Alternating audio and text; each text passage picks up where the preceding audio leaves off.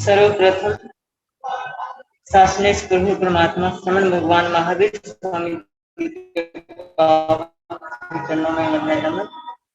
आचार्य सम्राट ध्यान योगी डॉक्टर पूज्य श्री शिव मुनि जी महाराज साहब, आगम ज्ञाता आगम पुरुष उपाध्याय भगवान श्री जितेंद्र मुनि जी महाराज साहब, आगम ऑनलाइन कक्षा के प्रणेता पूज्य उपाध्याय भगवान श्री रविंद्र मुनि जी महाराज साहब एवं रत्नाधिक साधु के चरणों में मेरा कोटि कोटि वंदन नमन। हम सब निरंतर गुरुदेव के मुखारविंद से जिनवानी का लाभ ले रहे हैं और गुरुदेव के प्रति अपनी कृतज्ञता हम किन शब्दों में व्यक्त करें जो नित्य प्रति आगम आचरण का हमें लाभ प्रदान कर रहे हैं गुरुदेव, और आज गुरुदेव हमें आगम आचरण का लाभ प्रदान करें। इससे पूर्व हम सभी गुरु वंदना द्वारा अपने आराध्य उपाध्याय गुरु को वंदन करेंगे और आज प्रत्यक्ष रूप से गुरु वंदना का लाभ ले रही है उत्तर भारत प्रवर्तनी डॉक्टर श्री सरिता जी महाराज साहब शिष्या सेवा श्रमणी महासाध्वी श्री श्रेया जी महाराज साहब।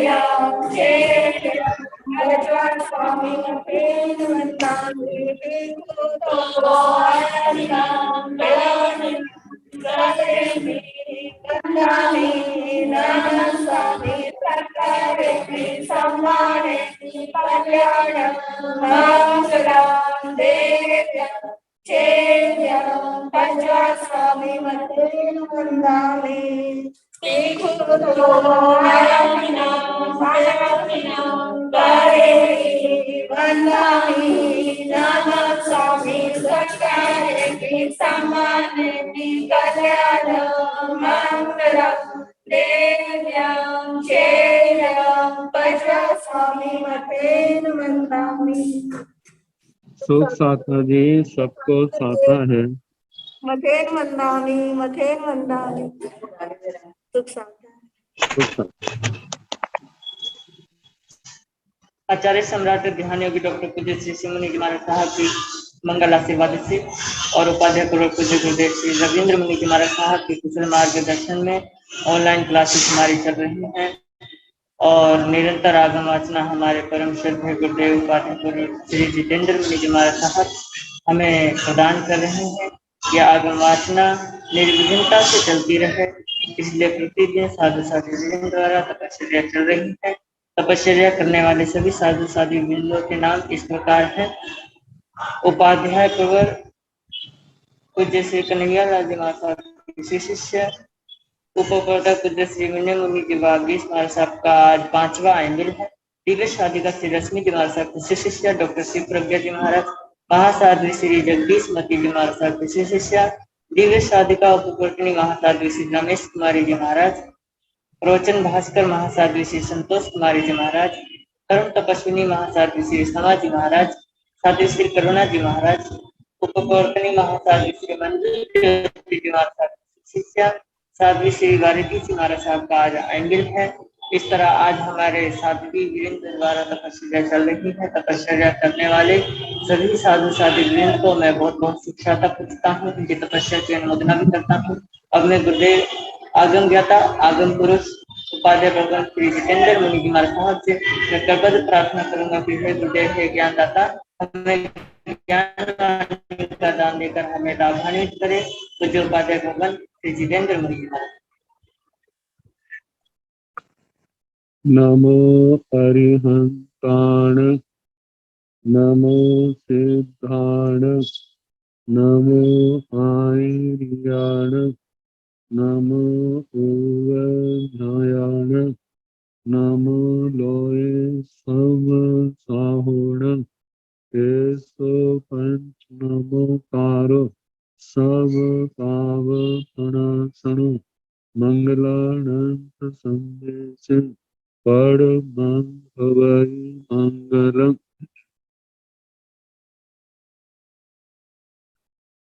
जिन शासन जिन वाणी सदा जयवंत हो, श्रवण संग सदा अविचल मंगल हो, मुक्ति को प्राप्त श्रमण भगवान महावीर स्वामी, उनकी परम पावन कल्याणी भागवती वाणी वाचक प्रमुख श्री इंदर भूति गौतम आदि गणधर भगवान युग प्रधानाचार्य परम पूज्य श्री सुधर्मा स्वामी जी महाराज, उनकी परम पावन पाठ परंपरा वर्तमान आचार्य ध्यान योगी परम पूज्य श्री शिव मुनि जी महाराज एवं गुरुजन सबके पावन चरण सरोजों में मेरा अनंत अनंत बार वंदना नमस्कार।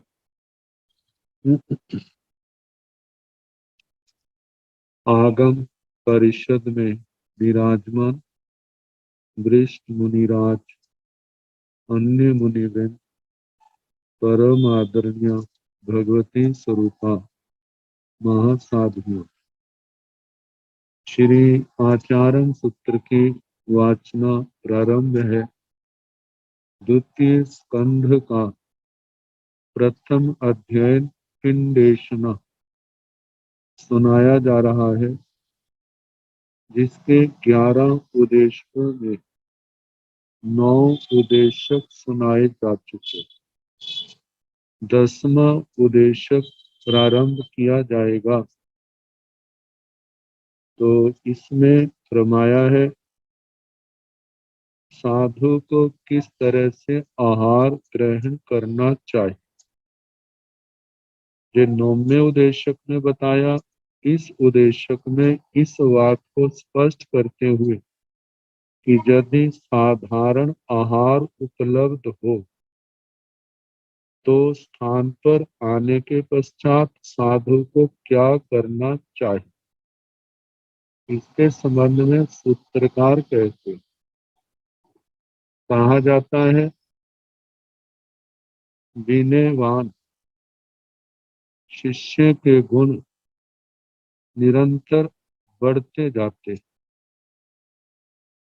किस प्रकार? जैसे वनस्पति से सिंचित वनस्पति, जैसे पानी से सिंचित वनस्पतियां। तो कहा जाता है एक विनीत शिष्य जो गुरुओं के द्वारा अनुज्ञात वस्तु नहीं है, उनके द्वारा जिसकी आज्ञा नहीं दी गई, तो उसका सेवन नहीं करना। जब गुरुओं ने दिया फिर उसके पश्चात उसका सेवन करता है। तो कहा जाता है ऐसे आहार आदि के संबंध में भी साधु गोचरी को ज्ञाय है। बड़ी विवेक से गोचरी लाया है। तो कहा जाता है लाने के बाद जहाँ विचरण करना है, आचार्य आदि जो बड़े संत हैं या अपने गुरुजन है, उनके चरणों में ला करके समर्पित करे। फिर उसके पश्चात गुरुजन अपने संग में कौन संत कैसे है, किसको क्या जरूरत है, यदि उसमें कोई ऐसी उपयोगी वस्तु हो तो वो लेके उनको दे देते, जिसमें एक लाने वाले को कितनी बड़ी सेवा का लाभ मिलता है। और गुरुजनों के चरणों में समर्पण कि आप कृपा करें। फिर उसके बाद गुरुजन उसको देते हैं, तो वह गुरुओं के द्वारा दिया गया एक प्रकार का प्रसाद बन जाता है। और वह उसका कितना प्रभाव होगा ये आने वाला समय स्वयं बता देता है।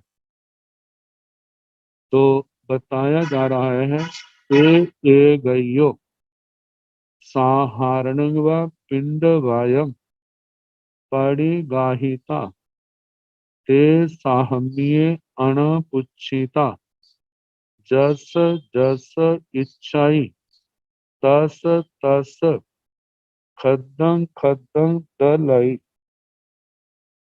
माई ठाणं संपासे नो एवं करिजा से त मायाए तथ गच्छिजा गच्छिता एवं बैजा आउ संतो समणा संति मम पूरे संतुआवा पच्छा संतुआवा तंजहा आर्यवा उपझाएवा भवत्तिवा थेरेवा गणिवा गण हरेवा गणावच्छेयेवा अभियाई एसिन खद्दं खद्दं दाहामि सेनेवं वयंतं परो वैजा कामं खलु आवसो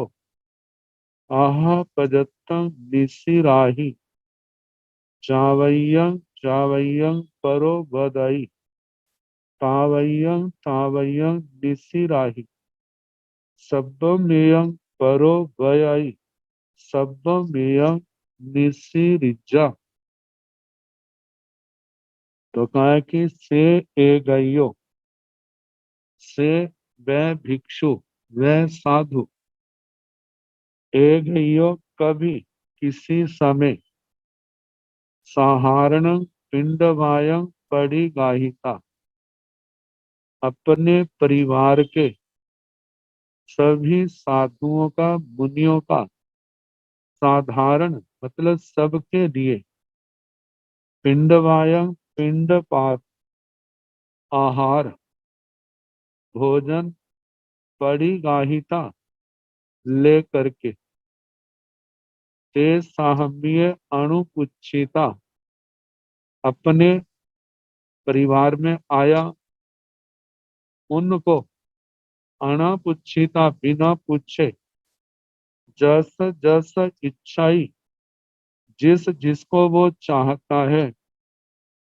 तस तस उसको खद्दं खद्दं दलाई पर्याप्त मात्रा में देता है। तो भगवान फरमाते हैं ऐसा करता है माई ठाण संफासे तो उसको मातृ स्थान दोष लगता है माया का दोष और जहां पर देखा जाए तो अवनीतता का स्वच्छंदता का ये दोष लगते हैं कि होना तो ये चाहिए ला करके बड़ों के चरणों में समर्पित कर देते हैं लेकिन ऐसा ना करके जहां जिसको देना होता है अपनी इच्छा के अनुसार दे देता है। तो कहा जहां पर उन बड़ों की अवज्ञा अवहेलना अशातना है तो कहा कि एवं नो करिचा साधु को ऐसा नहीं करना से तम आयाए तथ गच्छिजा वे उस भिक्षा को आयाए आदाय ले करके तथ वहां पर जो अपने गुरुजन हैं परिवार के प्रमुख हैं उनके पास गच्छिजा जाए गच्छिता जाकर के एवं बैचा इस प्रकार बोले आओ संतोष समणा ये आयुष्मान श्रमण मतलब गुरुजनों को संबोधन के हे गुरु जी राजो आचार्य भगवान जो भी हो तो उनको कह रहे संति मम पूरे संतुआवा पच्छा संतुआवा मतलब मेरे पूर्व संस्तुत वे जिन्होंने मेरे को दीक्षा दी या जिन्होंने मेरे को प्रव्रज्या दी बड़ी दीक्षा का पाठ पढ़ाया जिन्होंने मेरे को शास्त्र पढ़ाए जहाँ अन्य पच्छा संतुआवा बाद में परिचित हुए इनको हम ऐसा भी कह सकते हैं दीक्षा से पूर्व परिचित और दीक्षा के बाद परिचित लेकिन टीका में जो वर्णन आया है कि ऐसे दीक्षा जिन्होंने दीक्षा दी है वो आगे वर्णन आ रहा है 7 प्रकार के मुनिराज उनमें से कोई भी पूर्व संस्तुत, पश्चात संस्तुत, तंजाह जैसे कि आर्यवा, आचार्य, उपध्यायवा,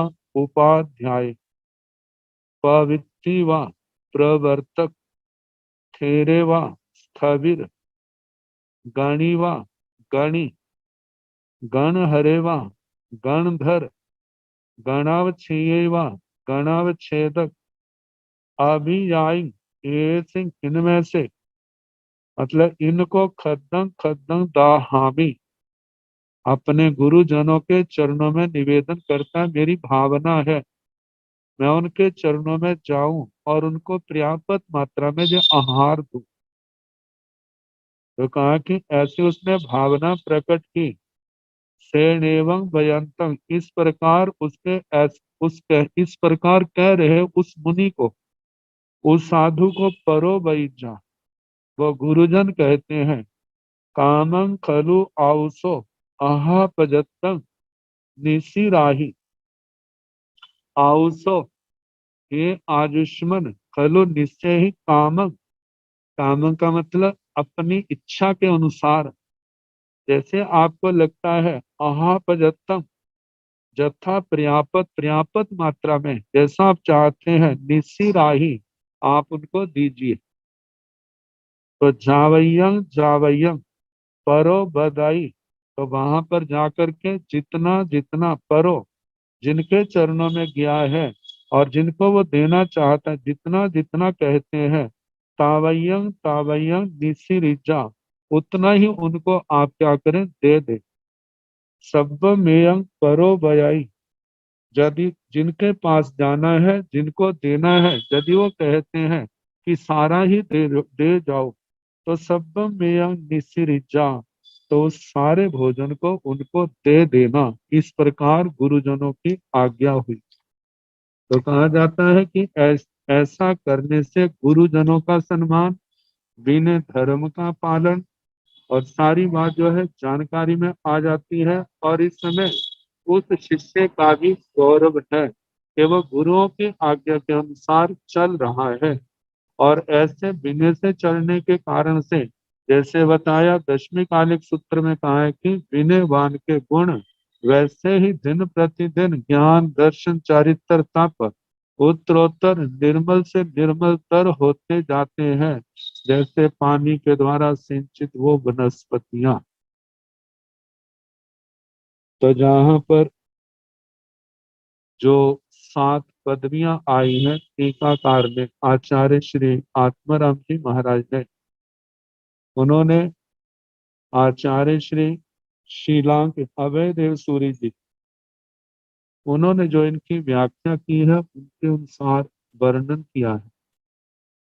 पहला नाम आया आचार्य। आचार्य वर्तमान में देखा जाए तो संघ में प्रमुख है। तो प्राचीन काल में जैसे दीक्षा देने वाले हैं, प्रतिबोध देने वाले हैं, प्रतिबोध जिन्होंने धर्म की रुचि जगाई, जिन्होंने जीव अजीव आदि तत्वों का ज्ञान कराया, जिन्होंने धर्म रुचि जगाई, और एक वे आचार्य, एक वे जिन्होंने प्रवृत्तियां दी, दीक्षा दी, और एक वे आचार्य जिन्होंने अनुयोग आगम वाणी बड़े विस्तार से समझाई। जैसे अनुयोग द्वार में 4 अनुयोग आते हैं, उपक्रम, निक्षेप, अनुगम और नय। इन दृष्टियों को लेकर के जिन्होंने बड़ा विस्तार से व्याख्यान किया हुआ है, ऐसे आचार्य गुरुजन। और दूसरा बताया है उपाध्याय। उपाध्याय जो सूत्र पाठ देने वाले और अर्थ भी देने वाले।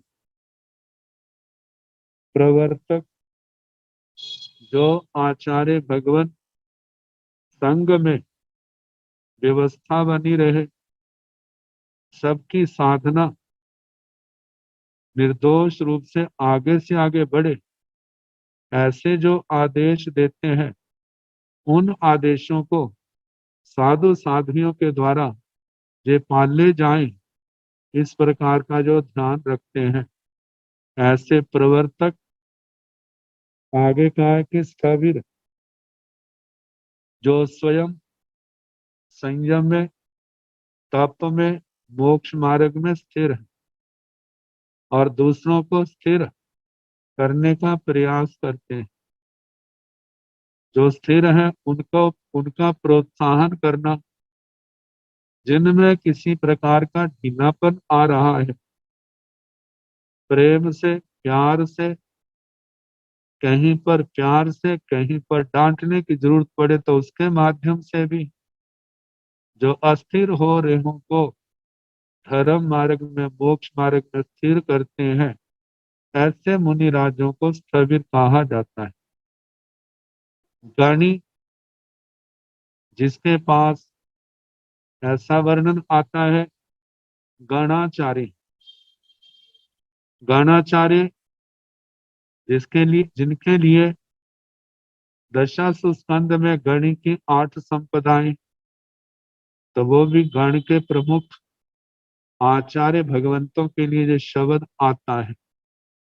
और ये एक पदवी भी है, गण में, संघ में कोई प्रतिष्ठित मुनि राज है, संघ के लिए जिन्होंने बहुत काम किया है, धर्म के प्रचार में, प्रसार में, धर्म के संघ की सुदृढ़ता में, तो उनके सम्मान के लिए भी जो गणी की उपाधि उनको दी जाती।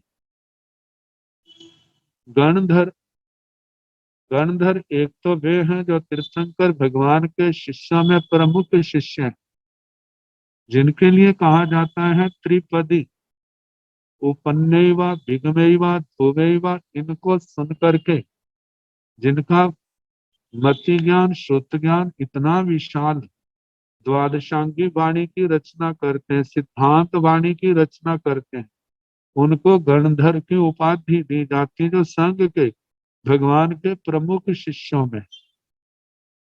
और एक उसके बाद भी गणधर की उपाधि चलती है। मानो कोई व्युत्पन्न शिष्य, संयम निष्ठ, तपोनिष्ठ, ज्ञान दर्शन चारित्र तप की सम्यक आराधना करने वाला प्रभावक शिष्य है, जिसका परिवार मतलब बहुत विशाल हो गया है, तो वो गण को धारण करने के कारण से उनको गणधर की उपाधि दी जाती।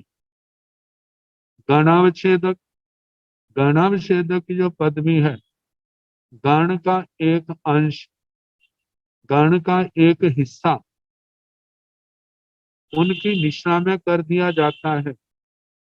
इनकी देखभाल, इनके ज्ञान, ध्यान, संयम तप की आपने सारना, वारना, धारणा आदि का ध्यान रखना। और ये गणावच्छेदक एक प्रकार से आचार्य, प्रवर्तक आदि अधिकारियों के सहयोगी होते हैं। व्यवस्था में सहयोगी, वरना संघ में किन किन वस्तुओं की जरूरत है, संघ में साधु साधवियों को विचरने के लिए क्षेत्रों की भी जरूरत है, क्योंकि सभी प्रभावक नहीं होते। तो कैसे कैसे, कहाँ कहाँ पर, किनके कैसे चौमासे, कौन संत कौन साध्वी कहाँ पर ठीक रहेगा, ये सारी व्यवस्थाएं करना। और जहाँ पर बस्तर पात्र आदि जो उपकरणों की आवश्यकता है, उनकी निर्दोष बस्तर पात्र आदि की गवेषणा करना, और जहाँ जहाँ जिसको जरूरत है आचार्य जी की आज्ञा के अनुसार, उसके अनुसार उनको वैसे ही वहां पर उनको प्राप्त कराना। तो जो गणावच्छेदक, जो 7 पदवियों का वर्णन आया है, उनका अर्थ जैसा लिखा है उसके अनुसार समझाने का प्रयास की। अब इसके आगे, साधु को माया कपट से सदा दूर रहना चाहिए, इसे स्पष्ट करते हुए सूत्रकार कहते हैं, कहा जाता है साधु है फिर माया का क्या स्थान, ताकि जन्म जन्म के कर्मों के संस्कार ऐसे होते हैं कि सब कुछ छोड़ने पर भी वो संस्कार जो है आत्मा के अंदर रहते हैं, और समय आने पर वो अपना प्रभाव भी दिखाते हैं।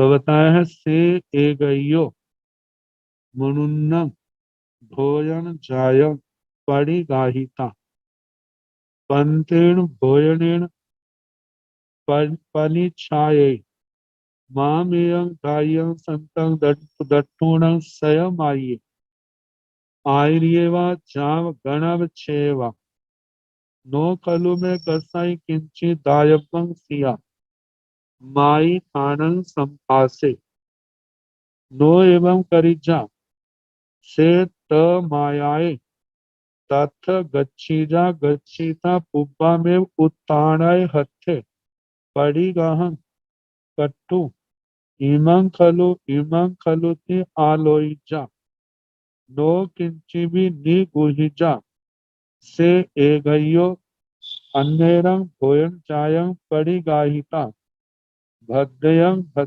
बुच्चा विवन्नं विरस माहराई माई ठाणं नो एवं माई ठाणं संपासे नो एवं करिजा। कहा जाता है अशुभ भाव किसी के भी आ सकते हैं जब पाप का उदय आता है। भगवान सर्वज्ञ सर्वदर्शी साधना के मार्ग पर किस आत्मा में कैसे कैसे भावों की संभावना होती है उनसे कुछ भी छिपा नहीं होता है। ना छिपने के कारण से ये दोष ना आए तो भगवान पहले ही सावधान कर देते हैं। ऐसे दोषों की संभावना होती है, इसका कारण क्या होता है, क्यों आते हैं? इंद्रियों के अंदर पूर्ण संयम नहीं आया। इंद्रियों का प्रवाह बहुत जबरदस्त है, प्रबल है।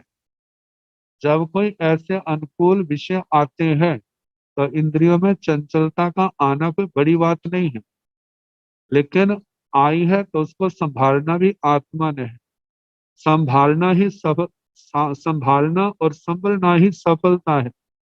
नहीं संभलना, नहीं संभालना, ये साधु जीवन की असफलता है। तो कहा कि आत्मा इतना कुछ छोड़ करके आया है, परिवार के गाढ़े से गाढ़े रिश्ते संबंधों को छोड़ करके आया है, तो उनको इन छोटी छोटी बातों के अंदर से प्रभावित नहीं होना, इन सब से आगे बढ़ना है। तो बताया जा रहा है से एगयो मनुन्नम भोयम जायम पड़ी गाही। कहा जाता है जैसे संसार में तो बड़ी बड़ी चीजें होती हैं, साधु जीवन में सब कुछ छोड़ दिया है। अब जो आत्मा के अंदर सुप्त विकार हैं वो कैसे अपना रंग दिखाते हैं? आखिर वो उदय में तो आते हैं, जब उदय में आते हैं तो आत्मा को भी कई बार प्रभावित करते हैं। तो कैसे प्रभावित करते हैं और कैसे अपने आप को बचाना है?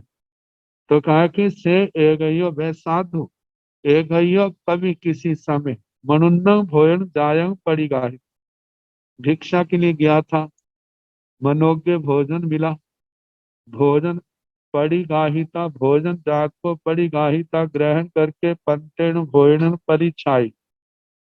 जो मनोज्ञ भोजन था उसको नीरस रुक्ष भोजन से ढक देता है। मामेयं दायं संतं दट्टूणं स्वयं आइए। कहा जाता है जिस समय मैं गुरुजनों को दिखाऊंगा तो मनोज्ञ भोजन को देख करके वो ना ले ले। तो कहा इस भावना को लेकर के मैं क्या करता हूँ, उस भोजन को, मनोज्ञ भोजन को तो रुक्ष भोजन के नीचे दबा देता हूँ। वो ऊपर ऊपर से देखेंगे, उनकी नजरों में नहीं आएगा और मेरे को आके देंगे बेटा जाके ले लो। तो कहा है कि माँ मेयं दायं संतं दट्ठूणं स्वयं आइए। एयं जे जो मेरे को मिला है इसको देख करके स्वयं आइए, मेरे आचार्य आदि स्वयं उसको ले लेंगे। तो उसको ना लें, आर्यवा जाव गणाव छेवा, आचार्य से लेकर के गणावच्छेदक तक जो उपाधियां गिनाई हैं इनमें से कोई भी मुनिराज वो इसको ना ले ले। नो खलु में कसाई किंचित दायवं सिया। कहा उस मनोज्ञ भोजन के प्रति गृद्धि भाव के कारण से उसके मन में क्या भाव आए। नो खलु में कसाई किंचित दायवं सिया, इस मनोज्ञ भोजन में से मैंने किसी को कुछ भी नहीं देना। कहते हैं जैसे बच्चों में बचपन में जो बातें आ जाती हैं, कैसे वो संस्कार आगे, तो मेरे को किसी को नहीं देना। तो भगवान कहते हैं ऐसा सोचता है तो माई ठाणन संपासे, मातृ स्थान का स्पर्श होता है। कहा जहां पर कितनी बातें आई, एक तो अपनी अज्ञानता प्रकट होती है, मूढ़ता प्रकट होती है, और दूसरा जो है अपना असंतोष प्रकट होता है, और उसके साथ साथ में जीवा के ऊपर अंकुश नहीं, ये भी दोष क्या होता है, प्रकट होता है। कहा जे तो अपना सौभाग्य समझना चाहिए कि मेरे द्वारा लाई गई भिक्षा में से कुछ मेरे गुरुजन, मेरे आचार्य आदि लेंगे, मेरा कितना सौभाग्य होगा उनकी सेवा करने का, कि मैं कोई ऐसी चीज लाया जो उनको पसंद है। कहा तो ये समझना चाहिए, लेकिन संकीर्णता के कारण, अज्ञानता के कारण, रसना इंद्रिय के ऊपर बस न होने के कारण से कैसा निकृष्ट भाव आया जो नहीं आना चाहिए। तो कहा यदि उसके मन में ऐसे भाव आते हैं तो ये मातृ स्थान जे दोष लगते हैं जो अभी गिनाए हैं, नो एवं करीजा, भगवान कहते हैं हे आयुष्मान आपको ऐसा नहीं करना, इन दोषों को अपने हृदय से, अपने दिमाग से निकाल देना। से तमायाय तथ गच्छीजा, वह जो भिक्षा में उसको भोजन सरस नीरस रूखा संदिग्ध जैसा भी मिला है, उस भोजन को लेकर के तथ गच्छीजा, आचार्य आदि से लेकर गणाविच्छेदक तक जिनकी दिशा में विचरण कर रहा है, उन बड़े संतों के चरणों में आकर के जाए। गच्छीजा जाए, गच्छीता जा करके पुब्बा में पहले ही उताराए हथे, अपने हाथ को सीधा करके, मतलब कि अपने हाथ में पड़ीगाहम कट्टू, अपने हाथ में पात्र को लेकर के, ईमं खलु आलोइजा, प्रत्येक वस्तु को मेरे को जे मिला है, जे मिला है, जे मिला है, नो किंची भी निगू ही जा, कहा कि उसमें से कुछ भी छिपाए नहीं। से ए गयो, मतलब जैसा मिला है, और बेनती करते हैं कि भगवान आप कृपा करो, जय कृपा करो। जैसे दशमी कालिक सूत्र में कहा है कि जई में अणु गह कुजा साहु कुजामी तारियो, हे भगवान यदि आप इस भोजन में से आप कुछ लेंगे तो मैं तो अपने आप को संसार से तरा हुआ ही समझूंगा। ऐसे उदारता के, ऐसे भक्ति के भाव रखने चाहिए। तो ऐसे मतलब के सारा दिखा दे जो भी लाया है। तो से ए गयो अन्नरंग भोयं जायं पड़ी गाहिता भुज भद्दयं भद्दयं भुच्चा विवन्नं विरसम आहरई, माई ठाणं संपासे नो एवं करिजा। आज ये तो एक प्रसंग बता दिया, अब इसके साथ दूसरा, कोई ऐसा भारी कर्म जीव हो सकता है, क्योंकि ऐसी बातों की संभावना उन्हीं के अंदर पाई जाती है। प्राय करके जो दीर्घ संसारी हो, जो भारी कर्मी गुरु कर्मी हो, कहा जाता है एक जीव तो हल कर्मी है, हलु कर्मी जिनको कह देते हैं, हलु कर्मी का हल्का, हलु जो शब्द है ये प्राकृत का, इसको संस्कृत में लघु कर्मी, लघु का मतलब छोटे, जिसका संसार थोड़ा है, जिसके कर्म हल्के हैं, ऐसा भव्य जीव। और एक भारी कर्मी उसको कहा जाता है जिसका संसार लंबा है, जिसके प्रगाढ़ कर्म है, और प्रगाढ़ कर्मों के कारण से कैसे कैसे दोष इस आत्मा के अंदर आ जाते हैं।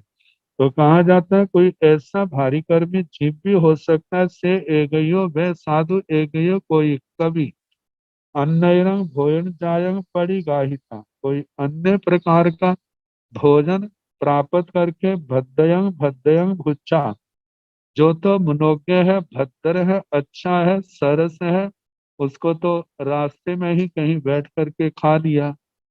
तो कहा भुच्चा खा करके विवन्नम विरसंग आहरई, फिर अपने जहाँ पर संत रुके हैं वहां पर आकर के जो रूखा भोजन था उसको उनके सामने, मतलब उनकी चाहे आज्ञा लेकर के खाता है। तो कहा जाता है ऐसा करता है माई ठाण संफासे, तो जहां पर भी मातृ स्थान, माया का, छल का, कपट का दोष लगता है, वास्तव में है कुछ और दिखाना कुछ। दसवीं कालिक सूत्र के पिंडेशनाध्ययन में जो सारे भाव आचार्य श्री शंभव ने बड़े संक्षेप रूप से बड़े अच्छे ढंग से वहां पर प्रस्तुत किए हैं। तो कहा कि ऐसा क्यों करता है।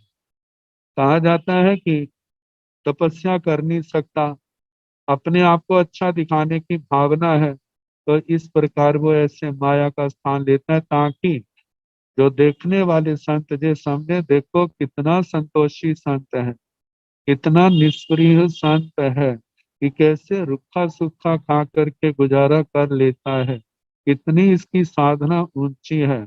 और वो साधुवाद की अपेक्षा करता है कि मेरे को सारे अच्छा समझे। कहाँ अच्छा है, तो इसमें तो बड़ी खुशी की बात है, लेकिन ऐसा माया जाल आत्मार्थी जीव के लिए शोभा नहीं देता। तो भगवान कर फरमाते हैं ऐसा करता है तो वो मातृ स्थान माया स्थान का स्पर्श करता है। एवं नो करिचा, हे आत्मा आपको ऐसा नहीं करना, इन दोषों से बचना। कहा जो छोटे दोष जो है आत्मा को मोक्ष मार्ग में आगे बढ़ने से रोकते हैं।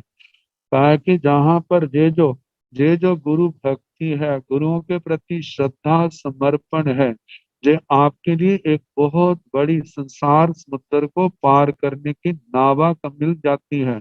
लेकिन अज्ञानता के कारण से ऐसे छल कपट से आप इस दुर्लभ अवसर को क्या कर देते हैं, गवा देते हैं। तो ऐसा ऐसे निकृष्ट भाव अपनी आत्मा के अंदर पैदा नहीं होने देने। अब आगे बताया जा रहा है साधु को किस तरह का आहार ग्रहण करना चाहिए, इसका उल्लेख करते हुए फिर आगे सूत्रकार फरमाते हैं से भिक्षुवा भिक्षुणीवा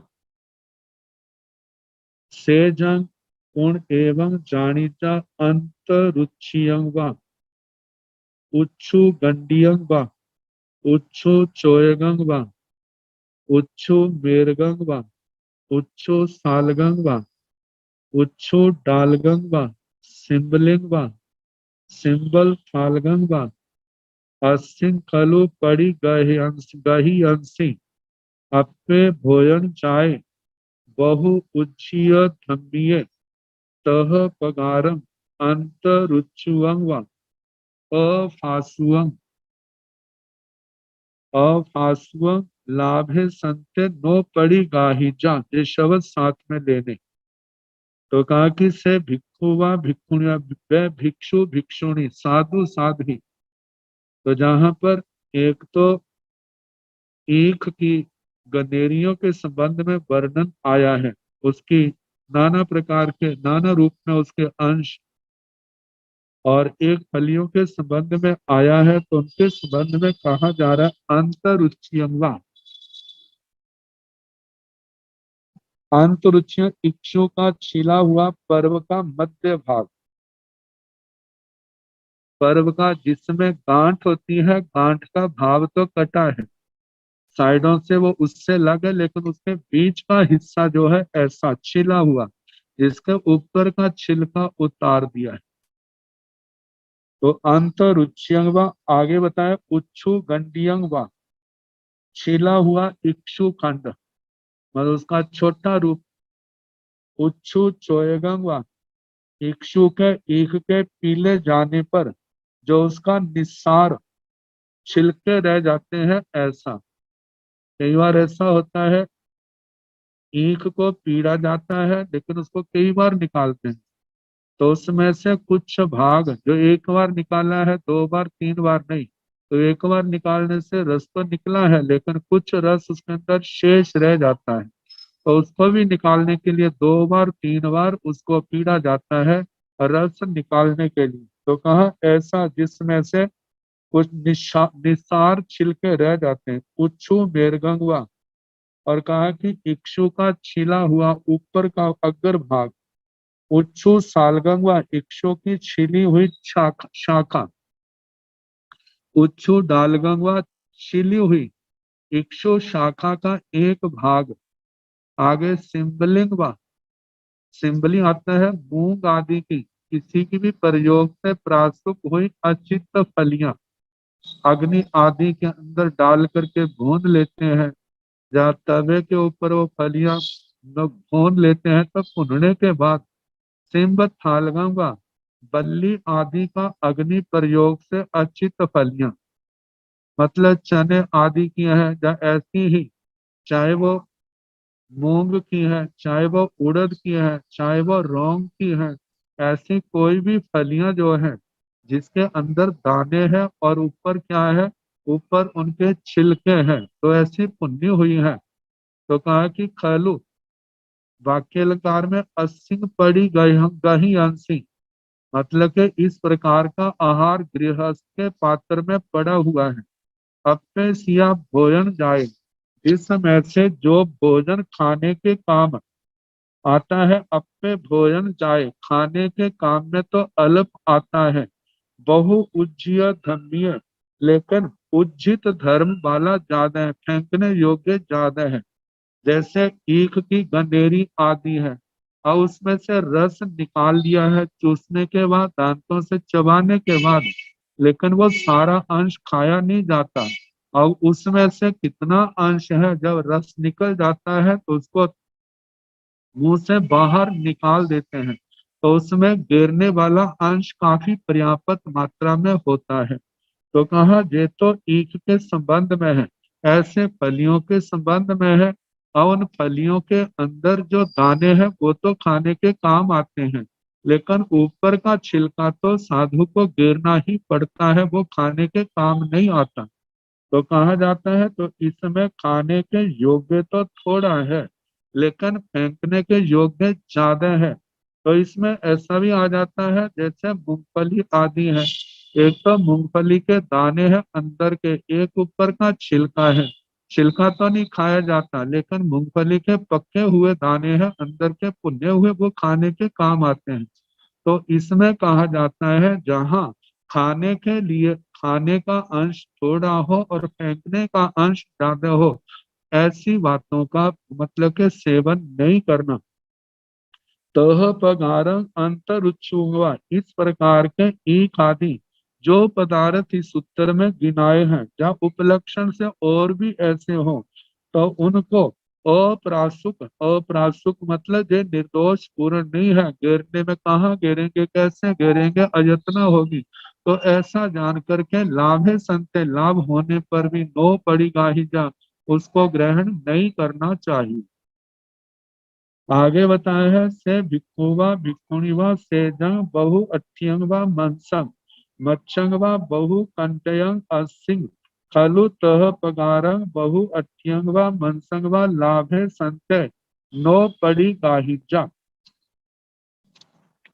से भिक्खुवा भिक्खुणीवा सियाण परो बहु अठ्ठियेण मनसेणवा बहु कंटायण मच्छेणवा ओवन निमंती जा आओ संतो समण अभिकंपसी बहु अठ्ठियं मनसा पड़ी गाही तय इय पगारं निघोषं सुच्चा निसम से पुब्बामेव आलोइजा आउ सोथिवा भैणी पिवा नोखलु में कप्पाई बहु अठ्ठियं पड़ी गाहिता अभी कंखसी में दाऊ जावयं तावयं पोगलं दल आही माया अट्ठी आई से सेवं व्यंतस परो अविहट्टु अंतो परिगहंसी बहु अट्ठियं परिभाषिता निहट्टु दल इच्चा तह पगारं परिगहं पर हत्थंसीवा पर पायंसीवा और फासवं नो पड़ी गाहिजा से आहच पड़ी गाहिये सिया नोतंग नोहिति वैजा नो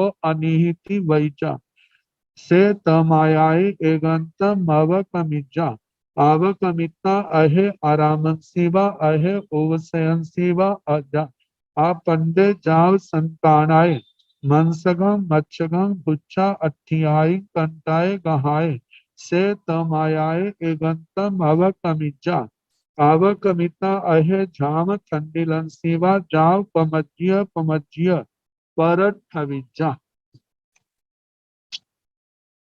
तो जहाँ बताया है से भिक्षु व भिक्षुणी व भिक्षु भिक्षुणी साधु साध्वी से जंग गुण एवं जानीजा, ऐसा जाने बहु अठ्ठियंग व मनसंग मच्छंग व बहुकंटय, ये जो शब्द हैं इनका प्रचलित अर्थ तो मांस, मछली आदि के अर्थ में आता है, जो आज प्रसिद्ध अर्थ है। लेकिन प्राचीन काल में ऐसा कहा जाता है कि ऐसी वनस्पतियां थी जो इन शब्दों से कही जाती थी। तो जैसे इसके संबंध में आचार्य श्री आत्माराम जी महाराज ने बड़े विस्तार के साथ टीका के अंदर वो प्राचीन ग्रंथों के उदाहरण दे करके, संदर्भ दे करके समझाया है। कहा है कि इन शब्दों का अर्थ, इसको कहते हैं नॉन वेज के रूप में, मांसाहार के अर्थ में नहीं करना। यदि इनमें करोगे तो ये क्या है, बहुत बड़ा अनर्थ होगा, और ऐसा अर्थ करने वाला भी पाप का भागी होगा, और सुनने वाला यदि इस रास्ते पर चला तो वो भी धर्म का पथिक नहीं, वो भी पाप का पथिक होगा। तो इसलिए इनका जो अर्थ है वो जो है वनस्पति परख लेना। पहले भी शब्द आए थे तो बताया था, जैसे कि बहेड़े का दृष्टांत दिया था, और भी है तो जहाँ टीका में तो बहुत दिया है। आयुर्वेद के अंदर इतने ग्रंथ हैं जिनके अंदर, उनके अंदर जो वनस्पतियों के नाम दिए हैं वो ऐसे ऐसे आते हैं जैसे पशुओं के नाम से, मनुष्यों के नाम के। आगे कुछ रेफरेंस जो है आगे थोड़े से मैं सुनाऊंगा, बाकी टीका में स्वयं ध्यान से उनको पढ़ सकते हैं। तो कहा जाता है जैसे बहुअठ्ठियंग, बहुअठ्ठियंग का मतलब, अठ्ठियंग का अस्थि का, अस्थि का मतलब जहां पर हड्डियां नहीं लेना, जहां पर गुठलियां लेना। तो जैसे अस्थि का मतलब हड्डी भी होता है, अस्थि का मतलब गुठली भी होता है, तो हमें हड्डी अर्थ ना लेकर के गुठली लेना है। तो कहा ऐसा पदार्थ जिसके अंदर गुठलियां, गुठली बड़ी हो, जैसे गुठली बड़ी होती है और उसके अंदर खाने का अंश छोटा होता है, जैसे हरड़ आदि है, आंवला है, उसके अंदर का जो अंदर की गुठली है वो क्या है, वो बड़ी है, और उसके ऊपर का जो अंश है वो थोड़ा है। तो कहा जाता है जैसे आंवले का मुरब्बा है, हरड़ का मुरब्बा है, तो उसमें जब लेने में आता है तो उसकी गुठली तो खाई नहीं जाती, वो तो गिरनी ही पड़ेगी। लेकिन जो हरड़ आंवले का ऊपर का हिस्सा है उसके लिए मांस अर्थ आ जाता है। जैसे बताया था विभीतक मनसंगवा, विभीतक जो शब्द है वो बहेड़े के लिए आता है, मांस जो है वो उसके ऊपर का जो खाद्य अंश है उसके लिए आता है। तो ऐसे ही लेना, ऐसे खाने वाली वह खाद्य पदार्थ जिसके अंदर मतलब कि गिरने वाला अंश ज्यादा है, वो उसकी गुठली, बड़ी गुठलियां हैं, वो गिरने ज्यादा गिरी जाती है, और खाने का अंश थोड़ा है। तो कहा ऐसा अंश मिले, ऐसा मिले गुठली वाला तो उसको ग्रहण नहीं करना। जैसे ईख के संबंध में कहा, जैसे फलियों के संबंध में कहा, जिसमें खाने का अंश थोड़ा है और फेंकने का अंश ज्यादा है, उसको उसके लिए कहा। ऐसे ही हम कह सकते हैं जैसे मुरब्बे आदि कई ऐसे होते हैं जिसके अंदर फेंकने का अंश ज्यादा होता है, खाने का अंश थोड़ा होता है। तो ऐसा, ऐसी चीज मिले तो साधु को उसकी ना कर देनी। तो बताया है जैसे कि बहु अच्छिंग व मनसंग, ऐसा खाद्य पदार्थ जो बहुत गुठलियों वाला, गुठली वाला है। आगे मत्स्यंग व बहु कंटयम, इसका सामान्य तो है बहुत कांटों वाली मछली, लेकिन वो ना लेकर के ऐसी वनस्पति जिसके अंदर कांटे आदि ज्यादा होते हैं। तो कहा कि ऐसा, क्योंकि कांटे तो खाने वाले नहीं होते, कांटों वाली चीज है तो उसको, उस अंश को भी छोड़ देना। तो कहा ऐसा अस्तिंच खलु, इस प्रकार के जो पदार्थ हैं, तह पगारम, इस प्रकार के बहु अठ्ठियंगवा मनसंग, मतलब बहुत बड़ी गुठली वाला जो खाद्य पदार्थ है, और कांटों वाला जो खाद्य पदार्थ है। तो उसमें कहा है कि यदि लाभ है संत मिलता है तो नो पड़ी गाहिजा, साधु को, साध्वी को वो ग्रहण नहीं करना। से भिक्षुवा भिक्षुणी वा, वह भिक्षु भिक्षुणी सियाण परो बहु अट्ठियेण मनसेण वा बहु कंटायण मच्छेण वा ओवन निमंती जा। यदि कोई गृहस्थ, परो गृहस्थ बहु अट्ठियण, बहु गुठली वाला जो खाद्य पदार्थ है उससे अनेक कांटों वाला जो खाद्य पदार्थ है वह उसका उव निमंती जा, गृहस्थ निमंत्रण करता है। आउ संतोष समणा, हे आयुष्मान श्रमण, अभिकंठसी बहु अठ्ठियां मनसा परिगाहिते। ताजे गुठलियों वाला जो खाद्य पदार्थ आप चाहते हैं ग्रहण करना, जो कांटों वाली जो वनस्पति है, क्या उसको आप ग्रहण करना चाहते हैं? एव पगारं निघोषं सुच्चा निशम से पुपामेव आलोइजा। इस प्रकार के निर्घोष उसके गृहस्थ की आवाज को, शब्द को सुन करके हृदय में धारण करके से पुपा में आलोइजा, पहले ही कहे आउसोती व भगनी थी, हे आयुष्मान गृहस्थ, हे भगनी, हे बहन, नो खलु में कपाई बहु पड़ी गाहिता। मतलब कि मेरे को ऐसा भोजन लेना कल्पना नहीं है जिसके अंदर गुठलियां ज्यादा हो, जिसके अंदर कांटे ज्यादा हो, खाद्य पदार्थ थोड़ा हो, ऐसा ग्रहण करना नहीं कल्पता। अभी कंकसी में दाऊ दावयं तावयं पोगलंग दलियाही। यदि मेरे को देना चाहते हो जावयं तावई, इसमें जो खाद्य अंश है, जो उसका ऊपर का गुद्दा भाग है, जो खाद्य अंश है, वो मेरे को दे। मायो अट्ठियाई, मतलब अट्ठियाई गुठली आदि जो है, कांटे आदि हैं, वो मेरे को नहीं चाहिए। से सेवम व्यंत परो अभिहटु, इस वजह से वह गृहस्थ एवं व्यंत कुछ इस प्रकार बोल रहे हैं साधु साध्वी के परो, वो गृहस्थ जो है अभिहटु ला करके अंतो पड़ी गहनसी, मतलब के पात्र के अंदर बहु अठियम, मतलब बहुत गुठलियां वाला, गुठली वाला और कांटों वाला वो खाद्य पदार्थ परिभाषिता ला करके निहट्टू दलिता उसको दे देती है। तो कहा कि तह पगारं परिगहं पर हत्थन शिवा पर पायं शिवा और पार्श्वं लाभ है संते नो पड़ी गाहिजा। मतलब कि वो ला करके अपने हाथ में दिखाती है, देने के लिए कहती कि आप जे ले लो। तो कहा कि इस प्रकार पात्र को पर हत्थन शिवा पर पायन शिवा, मतलब के दूसरे के हाथ में है या दूसरे के पात्र में वो वस्तु है, तो ऐसी वस्तु मिलने पर अफासुओं उसको अप्रासुक जान करके नो परिगाहिता, मतलब ग्रहण ना करे, कदाचित वो ग्रहण की जाए। से आहच परिगाह्य सिया, यदि वह आहच कदाचित वह वस्तु परिगाह्य सिया यदि ग्रहण कर ली जाए, तंग नो हिति व बैठा नो अनिहिति व बैठा, नो निहिति व नो अनिहिति व। इसके कहा है कि नो निहिति व, मतलब ना उसको अच्छा के, नो अनिहिति व, ना उसको बुरा कहे, वह जे नहीं है उसकी अनुमोदना ना करे, और ना ही उसको गुस्से में आकर के झिड़कने लग जाए, मैंने तो आपको कहा था नहीं डालना, आपने कैसे डाल दिया है।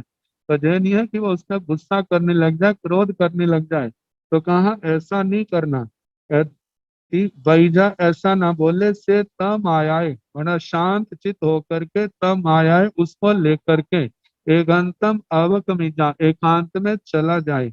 अवकमिता जा करके अहे आरामन सिवा अहे उवसन सिवा, किसी बाग में किसी उपाश्रय में अपंडे जाव संताने, जहाँ पर अंधे आदि नहीं है, जहाँ पर कीड़ी आदि के भवन नहीं है, जहाँ पर कच्चा पानी बीज आदि नहीं है, जहाँ पर मकड़ी आदि के जाले नहीं है, तो उसका मत्स्यगम मंसगम मत्स्यगम भुच्चा, जो उसका खाद्य अंश है उसका सेवन कर ले। अट्ठियाई कंटाई, जो उसकी गुठलियां हैं, जो उसके कांटे हैं, उनको लेकर के से तम आयाए, गुठलियों को कांटों को लेकर के एगंतम अवकमिता, एकांत में एक और चला जाए। अवकमिता जा करके अहे धाम ठंडी लंसीवा, ऐसी जो परासुक भूमि है जहाँ पर आग जलाई है, आग से आग बुझ चुकी है, केवल राख मात्र है, जहाँ राख भी वहां से उड़ गई है, जहाँ हटा ली है, तो वहां पर जला हुआ स्थान होने के कारण वो परासुक है, निर्दोष है, तो वहां उस स्थान पर जहाँ पमज्य पमज्य प्रमार्जना करके पर ठवीजा उसको परठ दे।